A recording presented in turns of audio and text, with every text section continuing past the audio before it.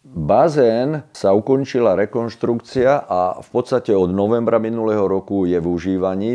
Všetci návštevníci bazéna unisomo hovoria o tom, že sa skultúrnilo prostredie, vysoká kvalita vody a dá sa v tom bazéne praktizovať od masového kúpania, plávania až po športové plávanie. Všetci si nájdu ten svoj priestor. Pripravovali sa rôzne projekty v rekonštrukciu haly, fitness centra, malej telocvične a ostatných priestorov. Pracuje sa na tom tak, aby mohlo v krátkom čase, je len relatívny pojem, čo je to krátky čas, aby sa pristúpilo k rekonštrukcii ďalších objektov. A videl som aj krásny projekt vonkajšieho areálu, ktorý je takisto pripravený a veríme, že v krátkom čase tiež sa bude realizovať. A sú to také vyzývajúce vízie, že po zliadnutí toho a z realizácii toho, jak prebehol bazén, ja si myslím, tak, ako som povedal, bude to fakt na jednom mieste all in one jedinečné športové prostredie, ktoré